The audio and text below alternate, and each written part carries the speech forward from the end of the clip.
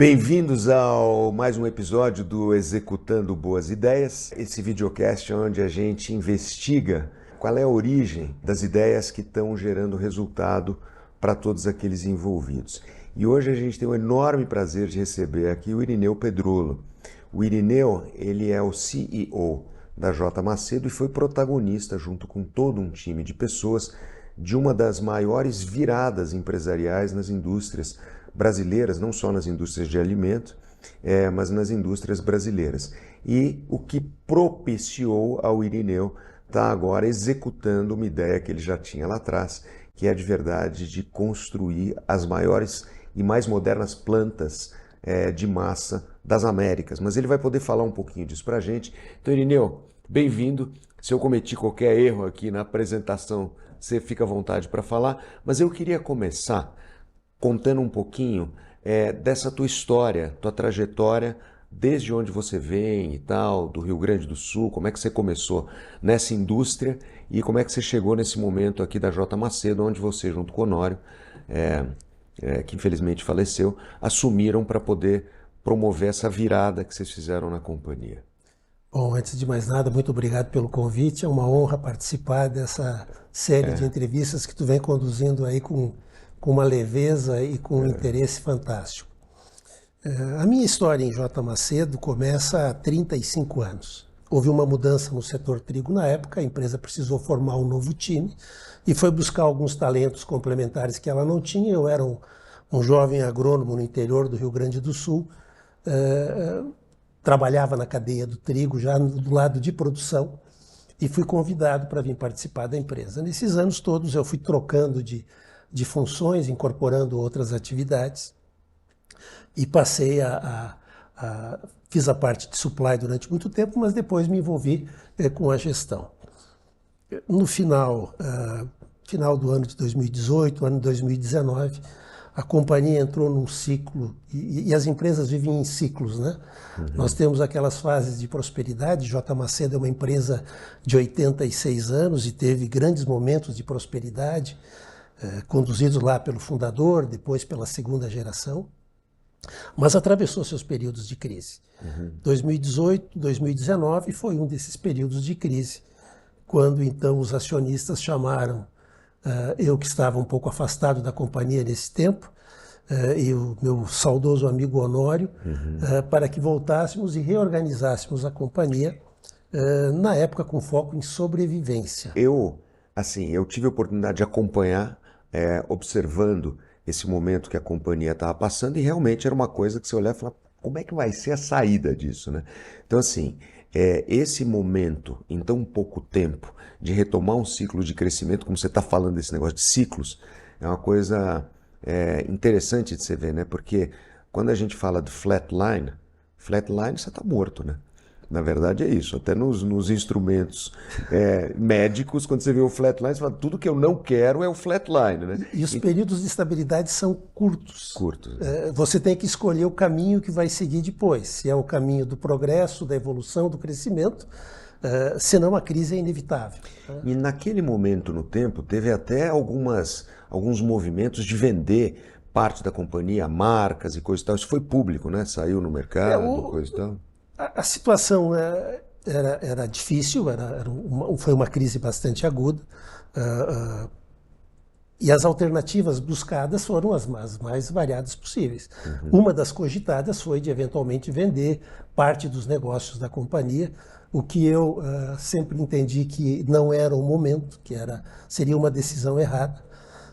Como provou que você estava certo hoje em dia, né? Graças a Deus as coisas foram se combinando de maneira favorável, e isso tudo sustentado por um time que é o que faz a diferença. Um time extremamente competente e comprometido com a companhia, né, Geraldo? Isso é que deu tração para que se iniciasse um processo de recuperação. É claro que a companhia proporciona algumas ferramentas únicas, como a força de suas marcas, que são fantásticas, são marcas conceituadas, Dona Benta, Sol, Brandini, Petitbon, Boa Sorte, são marcas nacionais e regionalmente muito fortes. Isso nos deu suporte para alavancar E o suporte dos acionistas também, né? Sem Que dúvida. sempre tiveram por trás a confiança. a confiança também para poder fazer. É uma cultura de empreendedorismo que o DNA carrega, né? É interessante. Isso é muito bacana. E essa busca pelo crescimento da companhia, pelo crescimento das pessoas, esse cuidado com as pessoas lá dentro, né? Isso, você falou dessa coisa do coletivo.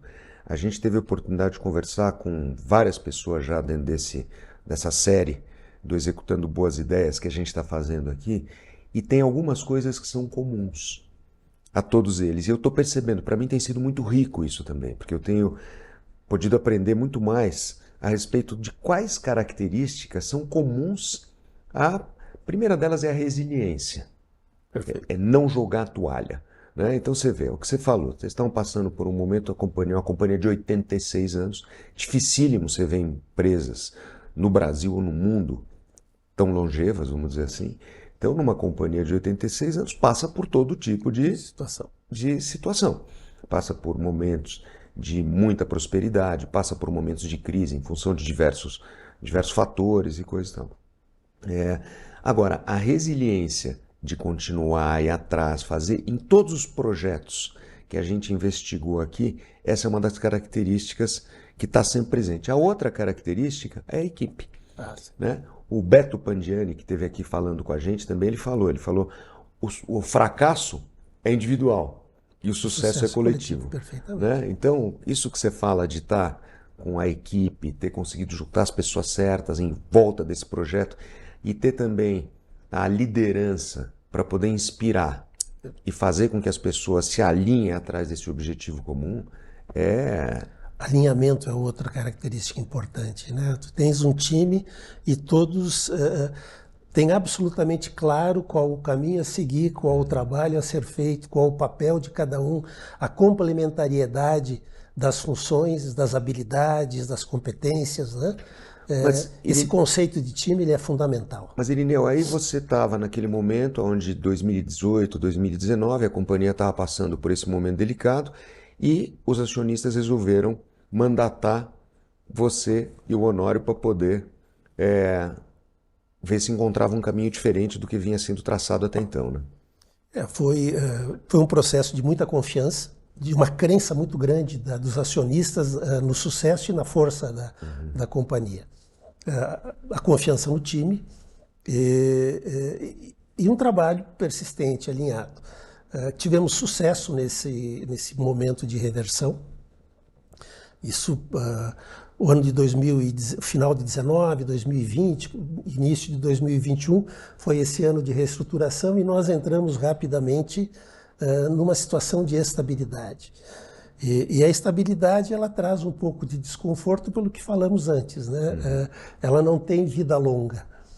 Ou você volta a crescer, ou você volta a entrar num ciclo virtuoso, ou você pode ser carregado por uma nova crise. Claro. E nesse momento é que começam a surgir os sonhos e as ideias do como a gente faz para crescer, de que maneira nós podemos sair dessa situação e voltar a seguir o rumo da companhia, que é o rumo do crescimento. Naquele momento no tempo, vocês consideraram a possibilidade de crescer de uma forma inorgânica, ou seja, fazer aquisições? Sim. Mas é que nós tínhamos e temos algumas convicções. A primeira é a busca pela excelência. Nós acreditamos que para oferecer produtos de alta qualidade, produtos que ofereçam segurança e que sejam diferenciados, nós precisamos ter um parque industrial tecnologicamente atualizado, moderno. E nas aquisições, quando tu encontra essa situação, o tamanho do cheque é muito alto. É um cheque que não cabe na nossa conta bancária hoje. Ou seja, quando você encontra uma empresa que não tem um parque sucateado, alguma coisa assim, ou velho ou moderno o suficiente, lógico que a conta vai sair mais cara. Então o dilema a gente brinca, diz, olha, nós temos uma série de empresas que a gente entende que combinariam perfeitamente com nós, mas a gente não tem dinheiro para comprá-las, né? Nós temos uma série de oportunidades de compras de empresas em situação diferente, mas aí não nos interessa comprar. Então nós apostamos no crescimento orgânico. E a ideia era fazer mais e fazer melhor aquilo que a gente já fazia, aquilo que a companhia tem uma longa história e uma tradição. Nesse momento, a companhia já tinha superado o grosso da crise, vocês já estavam com a crise, vamos dizer assim, equacionada. E a companhia apontando no que veio a ser, eu até abri a conversa falando isso, um dos maiores turnarounds da indústria brasileira. Né? Eu não conheço nenhum outro, tá, que tenha sido, do ponto de vista de resultado, tudo isso que vocês conseguiram nessa gestão, que começou com o Honório. Num tempo relativamente curto, né? Nos surpreendeu. Nós tínhamos confiança no sucesso da missão, mas nós projetávamos um tempo maior entre a recuperação, a estabilização e a possibilidade de voltar a pensar em crescer. E isso tudo aconteceu num tempo, para nós, surpreendente. Só para, eu não sei que números você pode divulgar, mas só para dar uma noção do que foi esse turnaround para as pessoas em 2019 ou 2018 versus 2024, o que vocês entregaram, ou 23, alguma coisa assim? Tem alguma coisa que você possa divulgar só para... Apenas uma referência para quem está mais familiarizado com números, com indicadores econômico-financeiros, né? No final de 2019, a nossa relação dívida e EBITDA, que é o quanto devemos com o quanto geramos de caixa, era de 13 vezes. O sistema financeiro considera aceitável até 3.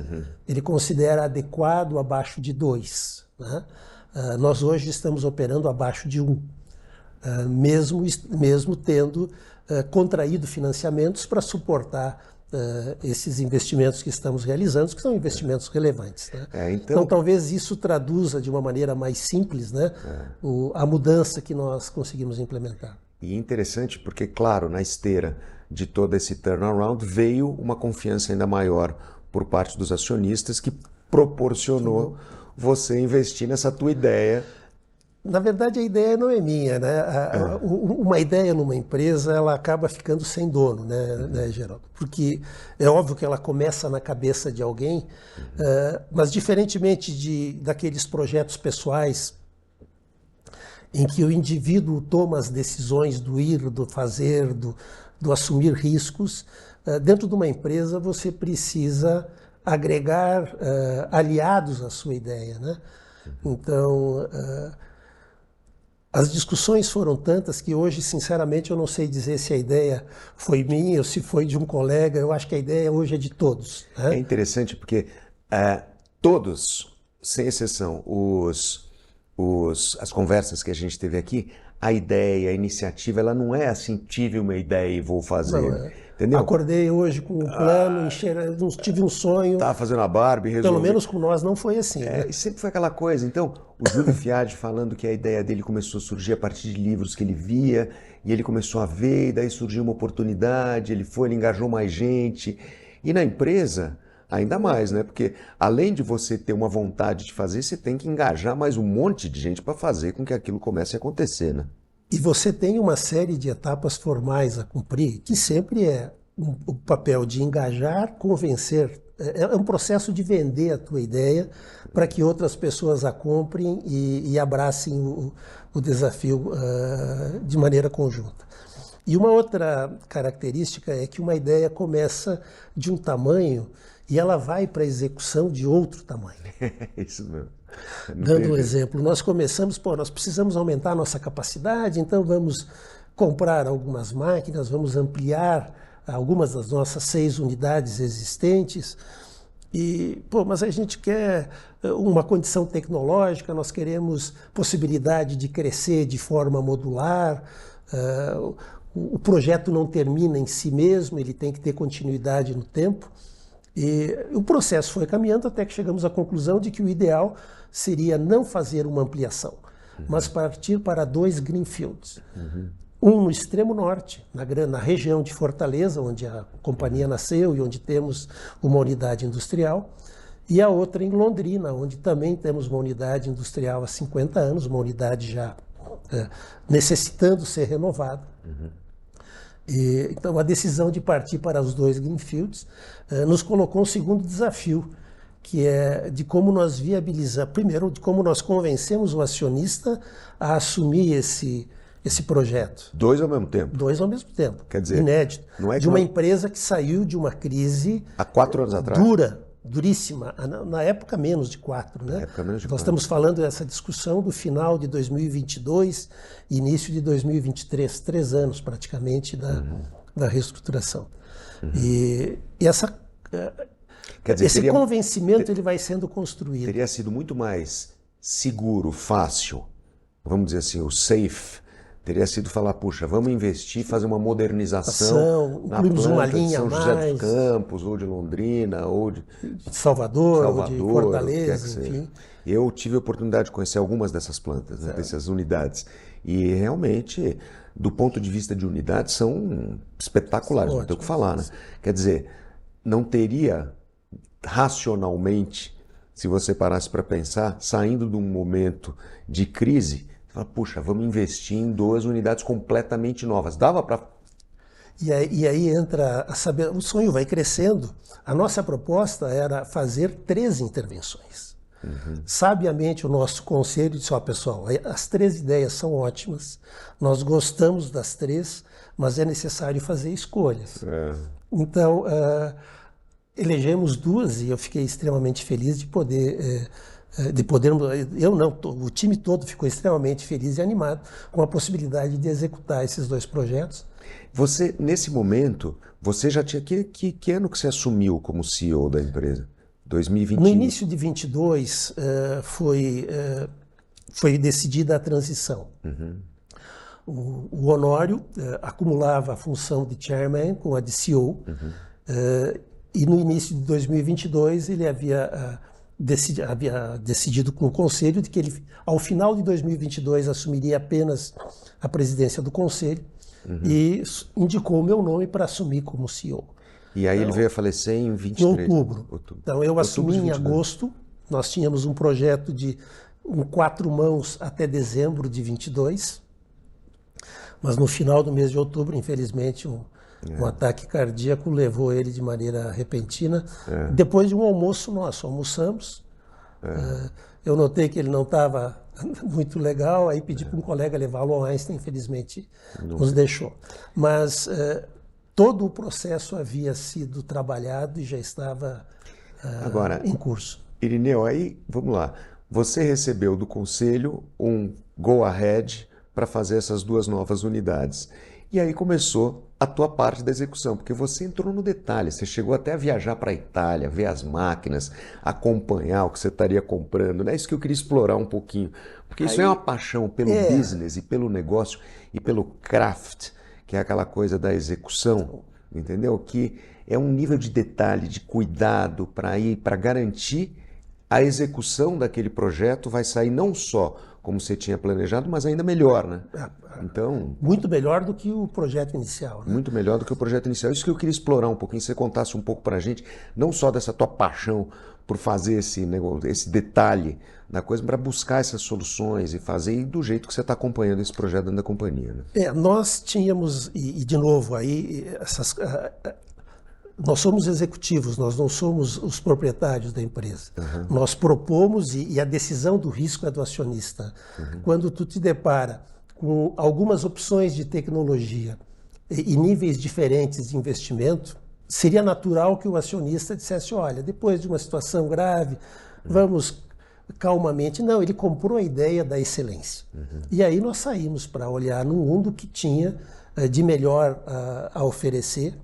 E foi muito bacana. E para a solução de massas, nós compramos a tecnologia italiana, que é a referência mundial para isso. Para a solução de moagem, que é o nosso projeto de Londrina, nós encontramos a solução na Suíça, uma empresa também que é a referência mundial em tecnologia para isso. E conseguimos viabilizar economicamente o projeto, porque uma boa ideia pessoal, ela muitas vezes termina com a satisfação pessoal. Uma boa ideia empresarial, ela vai ser confrontada com números em algum momento.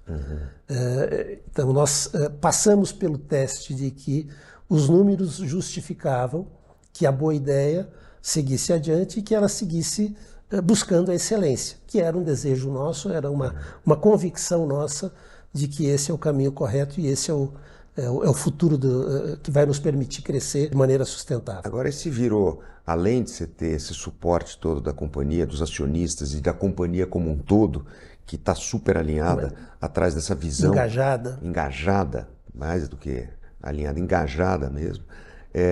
Você, pessoalmente, está conduzindo esse processo, né? Você está indo lá, você está vendo, você está conhecendo os fornecedores, entendendo das marcas. Porque é uma coisa que é quase como se fosse uma... Tem que ter proximidade, tem que entender, obviamente não com a profundidade técnica que os engenheiros que colocam, mas tem que mergulhar dentro do projeto, entender os detalhes, avaliar bem as possibilidades, os ganhos e as oportunidades futuras que ele pode nos trazer. Então, nós não temos economizado tempo nem energia nesse dia a dia de acompanhamento. Agora, Irineu, o que a gente pode esperar agora cada um desses dois projetos, assim, no momento que eles estão, como é que está, o que está acontecendo e o que a gente pode esperar de diferencial de produto que vão sair desses dois projetos? Porque eu sei que isso é outra coisa. Teve um dia que a gente estava conversando, você teve a oportunidade de me contar um pouquinho com paixão, né? Do porquê que tem um produto lá que a gente entra no detalhe, a conversa fica longa. Mas eu acho que é bom isso, porque mostra um pouco dessa paixão pelo craft, entendeu? Pela excelência, pela qualidade. Nós estamos investindo em processos industriais, primeiro, extremamente seguros para as pessoas que trabalham dentro. Segurança para as pessoas, para os nossos colaboradores, é inegociável. Então, tudo que estamos fazendo é dentro das mais modernas regras de segurança existentes no mundo, acima da legislação nacional. O produto que nós vamos entregar vai ter uma segurança para quem vai consumir também de classe mundial. E a diferenciação, a estabilidade da qualidade e a variedade de novos produtos que nós podemos oferecer a partir de um parque industrial atualizado, eu digo que a nossa fábrica de massas, que está sendo construída em Horizonte, na Grande Fortaleza, no Ceará, é a mais moderna do mundo. Ela não é a maior. Desculpa, foi eu não falando a maior. Mas ela é a mais moderna do mundo. Ou seja... Pode ser que tenha algum projeto hoje equivalente.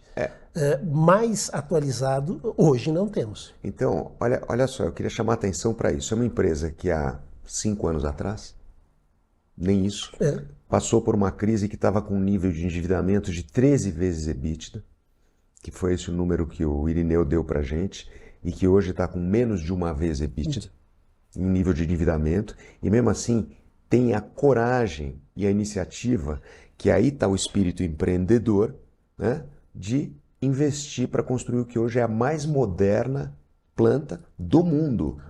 Nesse momento do mundo. Nesse momento do mundo. Então, isso para mim mostra muito do que tem essa companhia por trás e do que carrega, do porquê desses 86 anos, né? E o outro cuidado que nós tivemos, Geraldo, é visão de futuro. Os projetos não terminam em si mesmo. Todos eles têm uma área física e uma construção modular que permite àqueles que venham me suceder na liderança da companhia executar novos projetos tendo uma área, um planejamento anterior a isso. Então, esse crescimento modular é outro fator que nos anima bastante. O que a gente pode esperar de melhoria em produto? Se você pudesse citar 2 coisas, 3 coisas, sim, com relação ao que a gente tem hoje, no geral no mercado. Não precisa falar das marcas específicas que vocês comercializam e produzem. Mas... Nós temos um parque industrial extremamente atualizado, né? E oferecemos produtos de um padrão bastante elevado em relação aos mercados em que participamos. Nós não vamos ter uma revolução em termos de produto, porque o nosso padrão atual já é muito bom.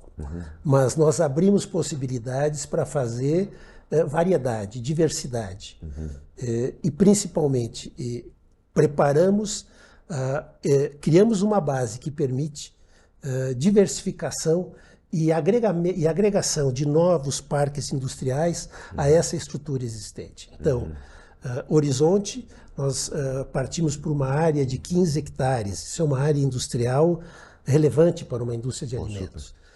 Em Londrina, nós estamos instalados em uma área de 30 hectares. Quanto tem lá em São José, só para ter uma noção? São José tem uma área de 25, 26 hectares, mas é uma área um pouco diferente, porque nós temos áreas de reserva legal, nós temos áreas de preservação, onde não é possível implementar atividades industriais. Essas duas novas unidades, elas são em parques industriais, projetados para isso, nova cidade industrial de Londrina, a cidade industrial de Horizonte. Então, a área total é disponível para a implementação de atividade industrial. Quais foram os maiores desafios que você encontrou ao longo desses últimos 3 anos para poder conseguir começar a tirar do papel esses 2 projetos que você está executando? Olha, os desafios foram vários. O primeiro, há muitos anos eu escutei de um amigo, infelizmente não recordo o nome de uma pessoa que encontrei, um amigo de um amigo, e ele me deu uma definição de empresa que ela é fantástica, né? Diz que, olha, em última instância, a empresa se resume a 2 questões: pessoas e fluxo de caixa. Quando eu olho para a nossa equipe, eu digo, olha, nós temos as pessoas. Então, o primeiro grande desafio foi como a gente viabiliza fluxo de caixa. Eu preciso apresentar ao acionista, o conselho, uma ideia que pare de pé. Eu não posso apresentar uma ideia que seja um sonho de uma conversa de bar entre amigos, né? Então, esse foi o primeiro desafio. O segundo desafio foi convencer os acionistas da viabilidade do projeto, considerando o momento que nós já falamos várias vezes, aí, que a companhia havia atravessado recentemente. E a partir daí surge uma terceira dificuldade, que é administrar a ansiedade. Porque quando você mergulha nesse mundo de opções, você de quer tecnologia, ver a coisa pronta, né? As opções são tantas, Geraldo. Você tem tanta inovação, tem tanta oportunidade, mas a capacidade de investir nesse momento, ela tem limitantes. Então, adequar e fazer esse balanço é um outro desafio, de que você não pode ser tímido e nem abrir mão de ganhos relevantes, mas você não pode subir nas nuvens e esquecer da realidade e inviabilizar a execução. Eu adorei essa definição da empresa, né? Pessoas e fluxo de caixa é isso. Em essência. Em essência, é muito simples. Quando você fala o que é, são 2 coisas. Né? É verdade, se você tiver... E aí agora, cada uma dessas coisas se desdobra em 300 iniciativas diferentes. Né? Irineu, nossa conversa aqui está chegando ao fim. Eu queria te perguntar, se tem alguma mensagem, alguma coisa que você queira dividir com todos que estão nos ouvindo aqui, não? Olha, com base nas experiências recentes, o que eu tenho a dizer é que, por mais difícil que a situação seja, calma, um copo d'água, respirar fundo, uma análise profunda da situação e das pessoas que você tem para lhe ajudar a resolver o problema, ela é fundamental. Nós estávamos em momentos em que parecia que não haveria o dia de amanhã, mas uma equipe unida, quando um começa a desanimar, o colega pega na mão e diz, não, vamos lá, o caminho é esse, nós temos energia, nós temos soluções, nós temos ferramentas que nos permitem transformar essa situação. E isso nos dá um orgulho muito grande de ver um grupo de pessoas. E quando eu falo grupo de pessoas, são os executivos, são os funcionários, que muitos deles têm 40, 50 anos de trabalho dentro da casa. J. Macedo é uma empresa familiar. Sendo uma empresa familiar, ela cria relações de vínculos. A família Macedo é extremamente próxima, é extremamente simples, convive e caminha dentro da companhia no dia a dia. Apesar de não participar da gestão, a gestão é profissional há muitos anos, mas a presença deles cria um aglutinamento de ideias e isso nos deu força para crescer. Então, valorizar o time, manter a serenidade na dificuldade. Eu acho que esse é a mensagem que eu gostaria de deixar para aqueles que em algum momento tenham que passar por uma situação semelhante. Você sabe que essa mensagem é muito semelhante à que o Beto Pandiani, não sei se você chegou a ter a oportunidade de ver o episódio que a gente gravou com ele, o Beto navegou o mundo inteiro de veleiro sem cabine, né? Em 2 pessoas, que é um Hobbycat, é um veleiro pequeno, e fez da Antártica a Groenlândia, atravessou o Pacífico, atravessou o Atlântico, enfim, acabou de fazer agora a Rota Polar, que é aquela passagem nor-noroeste entre o Canadá e o Círculo Polar Ártico, enfim. Já começo a achar o nosso desafio pequeno.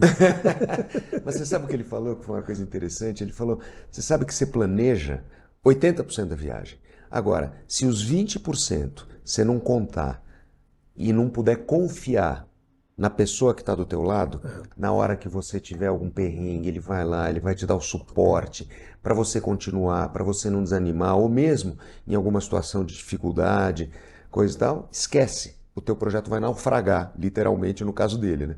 E é o que você falou, quer dizer, se você não tem hoje o suporte naquele momento de dificuldade, de dúvida, de ansiedade, de poder fazer dos acionistas que estão presentes, desse contexto, dessa empresa, dessa cultura, esse caldo de cultura que vocês têm lá dentro, é uma coisa que está... A resiliência vem do grupo, ela não é unicamente individual. É muito difícil um ser humano, de maneira isolada, conseguir resistir a determinadas pressões. O grupo resiste melhor. Gente, nós vamos terminar e encerrar por aqui. Mais uma vez, queria te agradecer, Irineu. Sensacional aqui esse bate-papo. Dá vontade de continuar, não dá vontade de parar. Então eu queria super te agradecer, meu velho. Obrigado por você ter topado estar com a gente aqui mais uma vez. Prazer grande. Para vocês que estão nos assistindo, obrigado por estar assistindo mais esse episódio aqui do Executando Boas Ideias.